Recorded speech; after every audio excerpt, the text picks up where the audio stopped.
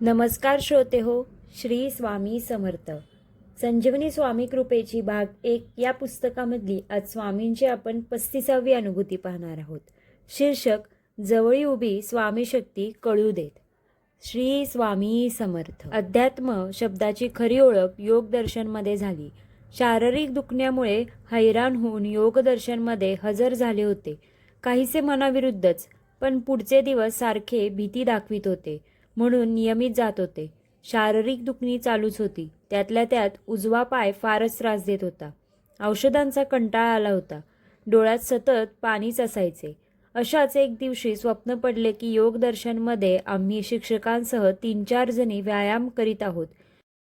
इतक्यात त्या जुन्या घराच्या चौकटीतून रक्तचंदनाचा लाल रंग संपूर्ण शरीराचा आहे, लंगोटी, डोक्यावर वेगळ्याच प्रकारची टोपी, उंच पण हाडकुळी अशी व्यक्ती वाकून आली.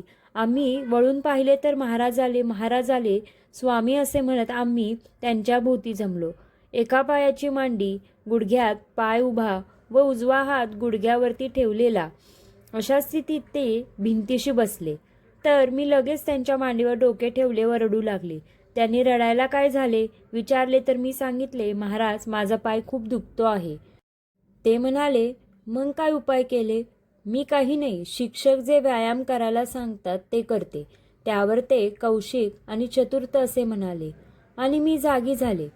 ते अक्कलकोट स्वामीच आहेत याची खात्रीच होती. कौशिक या शब्दामागे रामरक्षा स्तोत्र हा अर्थ अभिप्रेत असल्याचे लक्षात आले.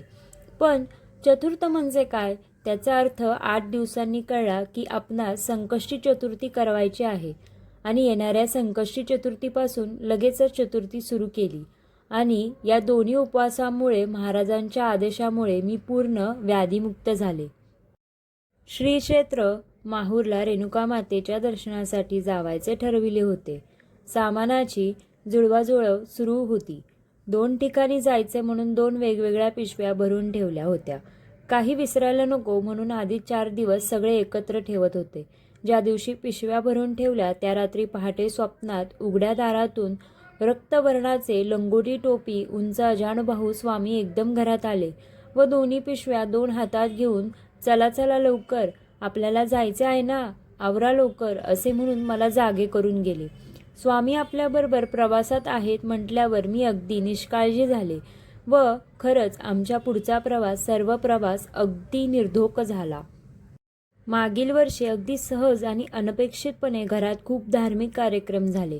परमेश्वराने माझ्यासारख्या नास्तिक व्यक्तीकडून सर्व करून घेतले याचे मला अजून खूप आश्चर्य वाटत आहे. पण काहीतरी विपरीत घटना घडून मनशांती पार ढवळून जायची. हे सर्व परमेश्वराचेच काम आहे याची खात्री असूनही मन दोलायमान व्हायचे. असे हे का घडत आहे म्हणून मी देवापुढे सारखे घाराणे मांडत होते. यातून सुटण्याचा मार्ग काय आहे तो मला दाखवा म्हणून मी विनवणी करत होते. गुरुपौर्णिमेच्या आधी 2-3 दिवस पहाटे उठून देवापुढे ध्यान लावून बसायचे असे ठरविले. त्याच दिवशी आमच्या गुरूंच्या घरी जाण्याचा अचानक योग आला.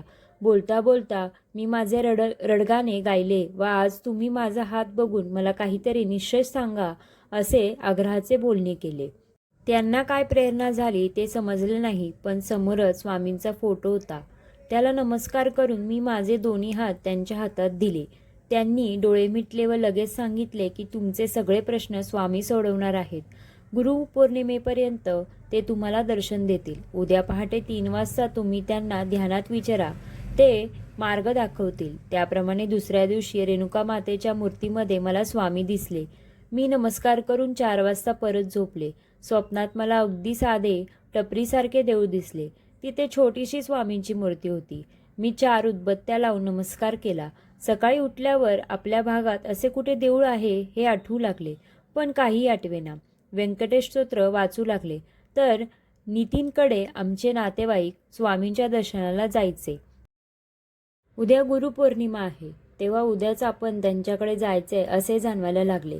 कसेबसे व्यंकटेश स्तोत्र पूर्ण केले आणि नितीनला उद्या घरी आहेस का म्हणून फोन केला. फोनवर माझा आवाज ऐकून त्याला खूप आश्चर्य वाटले. मला स्वामींच्या दर्शनाला तुझ्याकडे यायचे आहे असे मी सांगत असताना तो पटकन म्हणाला की वहिनी तू आज एक ठिकाणी जा, तिथे स्वामींचे तीर्थ मिळत आहे, तिथे जाऊन ते तू घे. नाही मिळाले तर उद्या गुरुपौर्णिमेला मी तुला नक्की देईन, पण शक्यतो तू चव्हाण यांच्या घरी जा. मी प्रयत्न करते असे त्याला सांगून यांच्या ऑफिसमध्ये फोन लावला.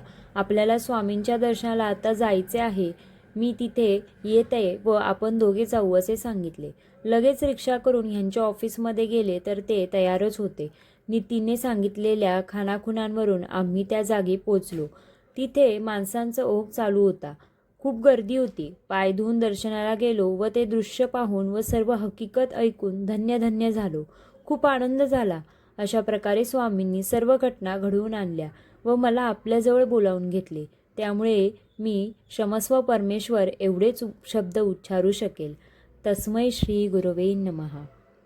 श्रोते हो, आजच्या अनुभूतीवरनं एवढंच कळतं की प्रयत्न तिथे स्वामी, आपले प्रयत्न घडवून आणणारे सुद्धा स्वामी आणि यशस्वी करणारे सुद्धा स्वामीच. श्री स्वामी समर्थ.